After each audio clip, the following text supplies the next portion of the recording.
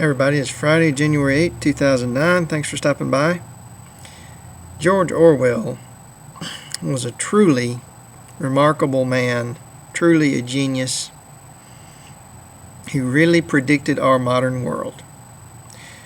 I was just thinking today that we live in such Orwellian times when telling the truth is really a revolutionary act. And it is treated as a revolutionary act. It is treated as an act of violence. It is met with extreme hostility, sometimes even violence. If you tell the truth, you are really taking your life, or at least your reputation, into your hands. We live, like I said, in such Orwellian times when we elect a president based on hope and change, which is really just a slogan. And that president is awarded the Nobel Peace Prize after killing 700 civilians in one country alone. Just imagine that.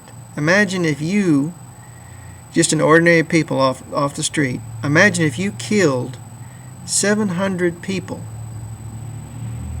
and then you got awarded the Nobel Peace Prize. Can you imagine that? But, 700 is just the tip of the iceberg, I believe. I've heard it said that Obama killed more people in his first year than Bush did. And I think that's pretty believable. I don't really doubt that. I'm not sure if it's actually true, but it would not surprise me one bit. Because in many ways, Obama is more militaristic than Bush, believe it or not. He just has a better message, Bush was a moron who believed anything that anybody told him. And he was surrounded by insane lunatics. People like Wormser and Rumsfeld and Feith and Richard Pearl, people like that, and Dick Cheney. Dick Cheney, just imagine how evil that man is. And so everybody could see that President Bush's administration was off the rails. Most people didn't care, but people could see it. And in a way, that kind of restrained him. It kind of prevented him probably from doing some things that he might have wanted to do. But there is no restraint for Obama because there's no criticism for Obama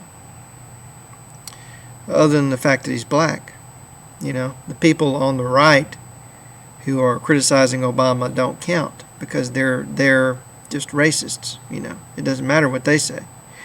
And the people on the left would never criticize Obama in any meaningful way. Or, even if they do criticize him, they still support him. So, Obama has been free this first year to do anything he wanted pretty much. And he has, He's killed a lot of people in Afghanistan.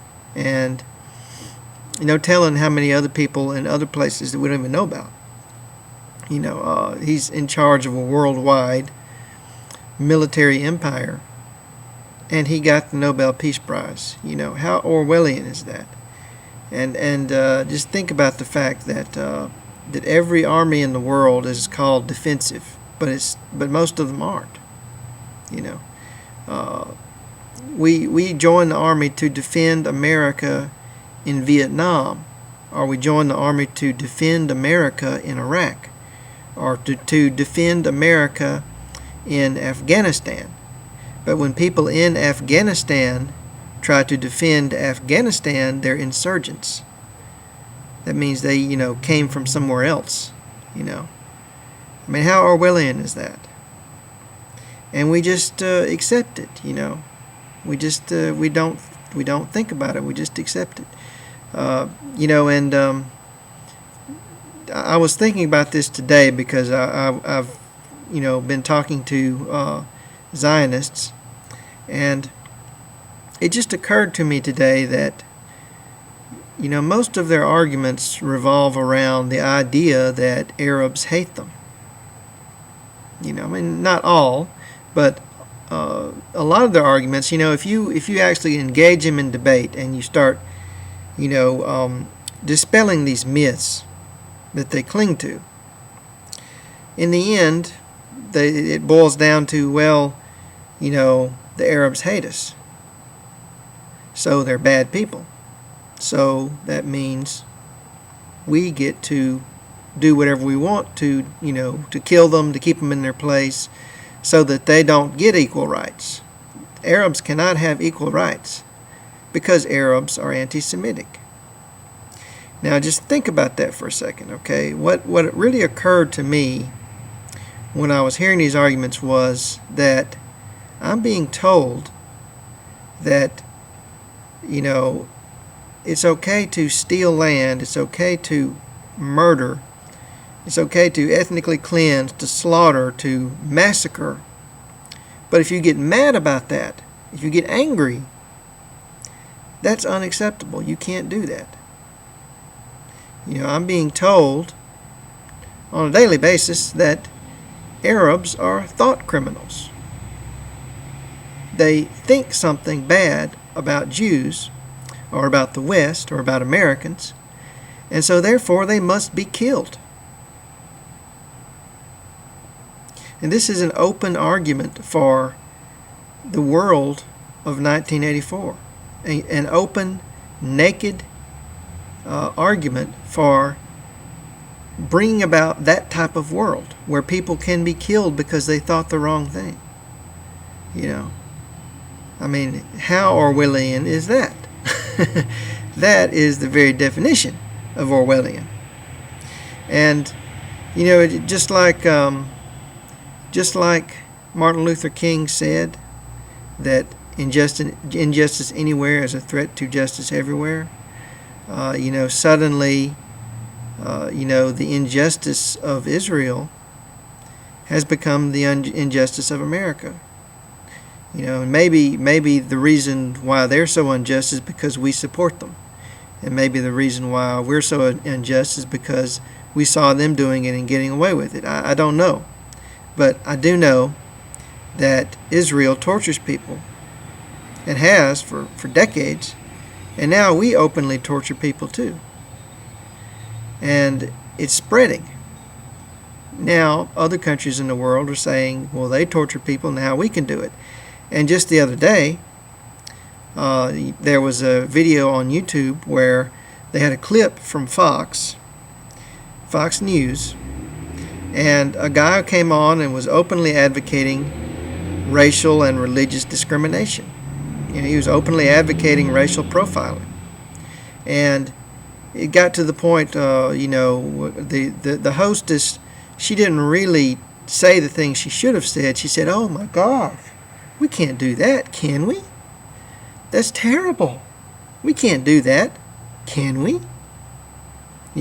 Inviting him to justify it further. And of course, he justified it by saying, well, Israel does it. If Israel openly discriminates against people based on race, why can't we too? Think about that. I got to tell you that if people don't start thinking for themselves, they're in big trouble. We have the government we have because they have convinced us, the people on television and the people in the media and in government, they've convinced us, ordinary people, to be evil. We have been evil. We have supported evil. We have thought evil. We have allowed these things to be acceptable to us, because they tricked us, or they controlled our minds or whatever, or maybe it was always there. I don't know, but that's the reason why we have people on TV talking about racial discrimination as if it's no big deal.